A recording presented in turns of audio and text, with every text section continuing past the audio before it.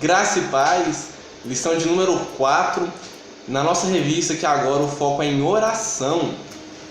Oramos com personagens bíblicos relevantes e agora chegou o momento de orarmos com os Salmos. Salmos capítulo 5, capítulo 6, capítulo 8 e capítulo 18. E nosso versículo áureo é um salmo bastante conhecido, é um trecho dos Salmos 23.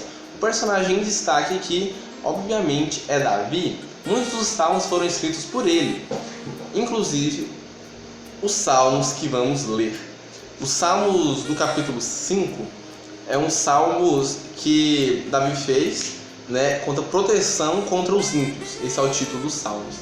Davi, inclusive, para quem não sabe, ele foi muito, mas muito perseguido pelo atual rei de Israel, o primeiro rei de Israel. Para quem não sabe, esse rei é Saul. Davi era o escolhido de Deus para ser o sucessor de Saul. Saul temia Davi tomar o seu trono. Logo, Saul perseguiu a Davi. Errado? Mas ele fez isso. Davi teve a chance de matar Saul, inclusive por 2 vezes. Ainda assim, poupou a vida de Saul. Mesmo depois disso, Saul foi lá e perseguiu ele. Muitos dos salmos de Davi são salmos de angústia, de desabafo, de aflição, de clamor ao Senhor, por causa da perseguição, de gratidão por ter passado por isso. Tem uns salmos que ele ora falando: quando tem crescido o número de meus adversários. Então ele fala que ele eleva os olhos dele ao monte. De onde vem o socorro? O socorro vem de Deus, o socorro vem do Senhor. É muito lindo os salmos de Davi, quando ele estava refugiado. Não são textos bíblicos doutrinários, não são ensinamentos diretos, como por exemplo o Evangelho de Jesus, mas os salmos eles servem para confirmar a doutrina. Eles não são doutrinários em si, mas eles confirmam a doutrina. Então, sem mais delongas, vamos lá. O primeiro Salmos, capítulo 5, fala muito a respeito da gente priorizar a oração em nossas vidas. O foco não é só dessa lição, é o foco dessa revista, o foco desse trimestre. É o foco dessa revista. É focar em oração, porque a oração tem que ser uma rotina na vida do crente, não de uma forma mecanizada, Você só vai lá e ora, não. Tem que ser rotina. Orar tem que ser rotina. Jesus deixou um claro exemplo sobre isso. Ele orava o tempo todo. Então temos que fixar idealmente um horário, encontrar um lugar ideal e valorizar a oração comunitária. Eu acho que nunca houve um tempo como esse em que tem, da pandemia, para você que está vendo o vídeo num período que não é pandêmico, que já vencemos o coronavírus, amém, mas nunca houve um período como esse de pessoas orarem tanto de forma comunitária, de forma juntas, unidos temos mais força, A oração pode muitos seus efeitos, e quanto mais pessoas orando em prol disso, a corrente de oração tem muito poder e muita força. Então, há essa necessidade sim, a oração tem que ser uma prática cotidiana e diária na vida de qualquer cristão. O Salmos capítulo 6, o título é Davi recorre à misericórdia de Deus. Como a gente ressaltou no início, Davi sofria perseguição, portanto ele recorria ao Senhor o tempo todo, ele clamava ao Senhor e recorria à sua misericórdia. Olha, no Salmos capítulo 6, ele fala: Senhor, não me repreendas na tua ira, nem me castigues no teu furor. Tem compaixão de mim, Senhor, porque eu me sinto debilitado. Sara-me, pois meus ossos estão abalados. Ele está clamando: Senhor, me ajuda. Sozinho eu não consigo mais, eu sei. Me ajuda, eu não dou conta. Sara, tenha piedade de mim. E Deus teve. Deus tem piedade de você, de mim também. Assim como Ele teve piedade de Davi, devemos clamar ao Senhor, que Ele, com toda a sua misericórdia, sempre vai estar nos esperando para nos perdoar. O mais difícil é a gente estar disposto a abandonar o erro, a abandonar as práticas ruins e pedir perdão de verdade para Deus, porque Deus perdoa e Ele tem misericórdia. Mesmo Davi, inclusive, quando foi rei, ele fez coisa errada, Deus foi punir o povo e ainda teve misericórdia de reduzir o castigo. Deus tem misericórdia, Ele é fiel para cumprir e é piedoso, e temos que ser piedosos também. Uma frase muito interessante que eu achei aqui no estudo da revista, é uma frase muito legal. Achei muito legal essa frase. A frase de Meyer, acho que é assim que mesmo que fala, né? Meyer, não sei. A frase é: as lágrimas são o material a partir do qual o céu tece o seu arco-íris mais brilhante. Né? Então, aqui as lágrimas, o céu recolhe as lágrimas, né? Então, as lágrimas, né? O céu faz seu arco-íris mais brilhante. O arco-íris vem, né? Gotinha de água, a luz passa nela e arco-íris. Ela falando que esse arco-íris, com uma gota de uma lágrima, faz um arco-íris mais brilhante ainda do que a gente vê. É muito legal essa frase, porque Davi estava chorando aqui, ele estava aflito. Inclusive, no versículo 6 do capítulo 6, ele fala: estou cansado de tanto gemer, todas as noites faço nadar o meu leito de minhas lágrimas o alago, meus olhos de mágoa se acham amortecidos, envelhecem por causa de todos os meus adversários. Saul e todo o reino de Israel perseguiam a Davi. Ele teve seus homens, seus companheiros que tiveram com ele, mas em grande maioria ele foi perseguido. E teve momentos que ele ficou sozinho mesmo, sozinho assim, terra, porque Deus sempre esteve com ele.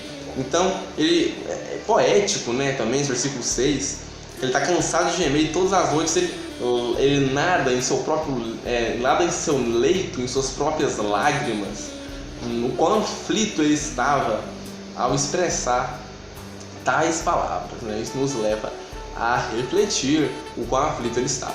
Você pode estar aflito assim também. É normal a gente estar aflito com qualquer situação. Na vida seremos frustrados, sofreremos, e isso é um fato. Então não interessa o porquê você está aflito. Saiba que Deus está com você. Clame ao Senhor, implore, peça a sua misericórdia, Ele terá piedade de você.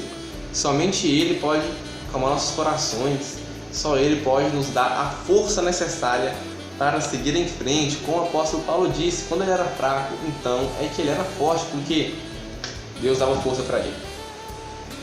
Vamos lá então. Os Salmos de capítulo 8, então pulando o 7. Salmos de capítulo 8, que também é um salmo de Davi, como eu disse todos. A glória divina e a benignidade do Filho do Homem. Esse Salmo de capítulo 8 vem falar o seguinte, que os nossos louvores devem ser louvores puros. Devemos louvar a Deus de todo o nosso coração, com todo o nosso entendimento. Paulo inclusive chega a falar sobre o nosso culto racional a Deus, o nosso culto racional, que é tentar não pecar, fazer a vontade de Deus. Só de fazer a vontade de Deus estamos cultuando a Deus. Então a gente tem que louvar a Deus sem querer nada em troca. Louvar a Deus do fundo dos nossos corações. Porque eu te garanto uma coisa, você não engana a Deus. Deus sabe, Ele conhece. Você antes de você nascer, meu amigo, Ele esconde esse coraçãozinho de pedra aí, rapaz. Achando que Ele sabe se você está adorando Ele do fundo do coração ou não. Então, por favor, tem que ser do fundo do coração, galera. Tem que ser verdadeiramente. E nossos louvores devem ser como de uma criança. Acho interessante que essa colocação, esse tópico, né? Porque uma criança, ela é pura, né? A gente costuma dizer que criança é pura, é inocente, né? Então, tem que ser um louvor puro, simbolizando isso. Uma adoração pura, porque convenhamos, Deus merece muito mais. Não importa quantas vezes a gente louve, o quanto a gente se esforce, se sacrifique, ainda é pouco, né? Igual tem um hino que fala, mas ainda é pouco eu sei, que minha vida quero a te ofertar, mas ainda é pouco, Senhor, eu sei, se comparado ao que eu ganhei, com certeza. E só da gente ter o direito de ser salvo, né, pela graça de Deus, realmente, a gente não consegue retribuir isso de alguma forma. A gente é salvo pela graça mesmo, por obras ninguém seria salvo, de fato. O nosso louvor deve ser um louvor puro ao Senhor, porque Ele merece, e isso tem que sair do fundo de nossos corações. E pegando esse gancho, vamos para o nosso último Salmos, que é o Salmos do capítulo 18, né? Um Salmos extenso, né? Tem 50 versículos.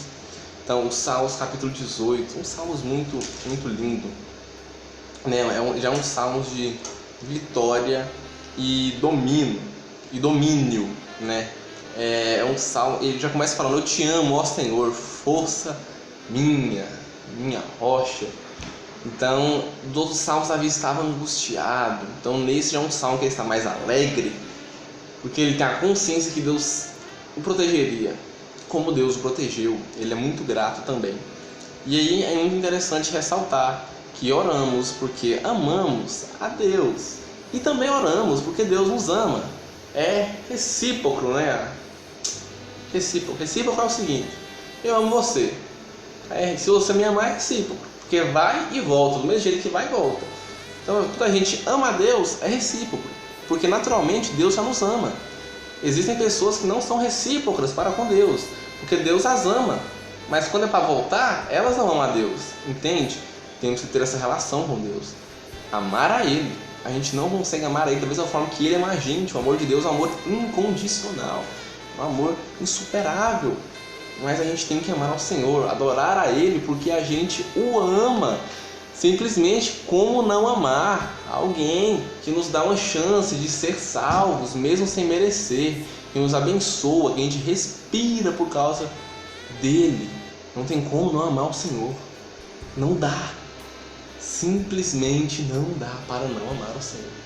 Reflita. Você que ama aí seu namorado, sua namorada, seu marido, sua esposa, seu amiguinho, sua amiguinha, seus parentes, por algo feito dele, simplesmente por carinho, afeto emocional, alguma coisa que fez de bom, ou que faz de bom no dia a dia.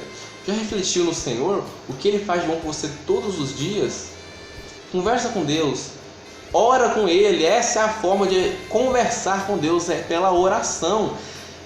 Essa revista é focada nisso. A gente tem que compreender a importância da oração. Temos que compreender. Ore porque é muito bom. Pratique a oração. E para finalizar, vamos nos Salmos do capítulo 23, que é o nosso texto áureo, que, como eu disse, eu não costumo ressaltar muito. Às vezes não dá nem tempo de ver tudo, a gente tem que ir bem superficial. Essas lições de oração estão mais tranquilas. Não é tanto conteúdo, igual esse dos Salmos foram 4, mas mesmo assim não é tanto conteúdo para tão pouco tempo. Dá para trabalhar bonitinho, legalzinho. Fica até menos de 20 minutos o vídeo, olha. O Senhor é meu pastor e nada me faltará. Começa assim, o título é O Senhor é meu pastor. Todo mundo conhece esse Salmos 23. Tem gente que decorou ele. Eu não decorei, eu sou fraco para decorar. Sim, o versículo eu decoro, não lembro a referência, mas eu não decorei. Mas se você decorou, parabéns, é legal. Mas sabe o que é melhor que decorar? É praticar. A gente só decorar o versículo, citar referência e não praticar. Praticar é muito melhor. É melhor decorar um versículo e praticar ele que decorar a Bíblia inteira e mesmo assim não praticar, não vale de nada. Não é verdade? Então, Salmos capítulo 23, vamos ler apenas os versículos 4, 5 e 6, onde nos diz o Senhor por intermédio de Davi: ainda que eu ande pelo vale da sombra da morte, não temerei mal algum, porque tu estás comigo, o teu bordão e teu cajado me consolam. Muito comum esse versículo, a gente já ouviu bastante, com certeza. Ainda que eu ande pelo vale da sombra da morte, poético, né? Davi é bem poético. Lindo de se ler isso, né? Não temerei mal algum. A gente anda pelo vale da sombra da morte o tempo todo. E a gente ainda teme mal, a gente teme. Somos humanos e o medo é um sentimento humano. Não adianta. E o que seria o vale da sombra da morte, então? Bom, o vale nos acompanha pela vida. O vale pode ser uma enfermidade, o vale pode ser um pecado, o vale pode ser uma decepção, o vale pode ser um fracasso, o vale pode ser qualquer coisa que esteja atrapalhando a sua vida, afetando a sua alegria, afetando o seu relacionamento com Deus, afetando a sua emoção com o Senhor, né? A emoção que eu falo é o seu amor para com Ele, a sua relação para com Deus, tudo. O vale das sombras da morte é isso.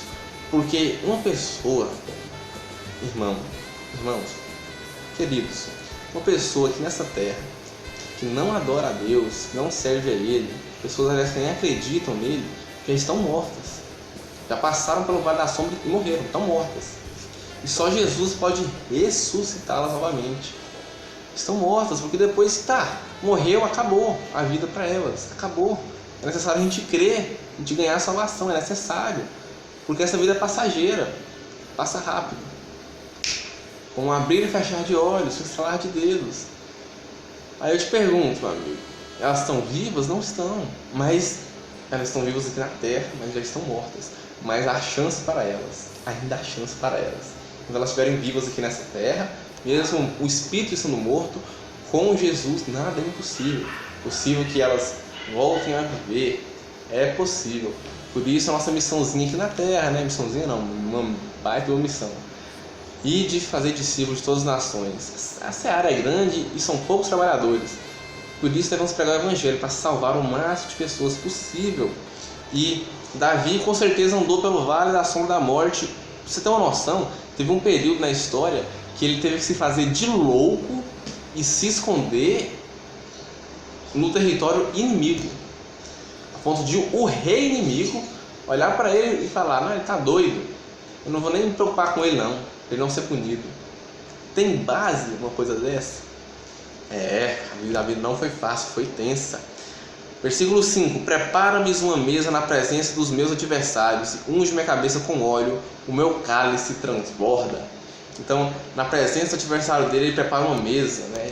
Davi sendo honrado, porque Davi foi honrado, ele foi vitorioso. Inclusive Deus mandou ele construir o templo, e Davi não foi digno de construir o templo porque as mãos dele estavam sujas de sangue, por muitas batalhas que ele venceu. Inclusive ele presencialmente, né, matou, derrotou vários inimigos e pessoas, inclusive o gigante Golias, e assim outros gigantes também caíram nas mãos de Davi e seus homens, né? Inclusive o irmão de Golias, por exemplo, né? Enfim, versículo 6: bondade e misericórdia certamente me seguirão todos os dias da minha vida, e habitarei na casa do Senhor para todo o sempre. Amém.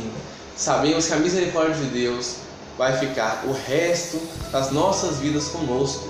É muito bom saber disso. E o principal, saber que a gente vai habitar com o Senhor para todo o sempre. Isso não tem preço. Então, olha, aproveite enquanto a gente está aqui nessa terra. Vamos louvar a Deus porque Ele é digno. Vamos orar, vamos conversar com o Senhor. Tá difícil a situação, clame a Ele, Ele te dá forças para vencer. Davi é um exemplo disso. E saiba que um dia nos encontraremos novamente e todos nós estaremos alegres, de tal maneira que não existe sofrimento, não existe dor, não existe tristeza. Estaremos alegres na casa do Senhor para todo o sempre. Amém.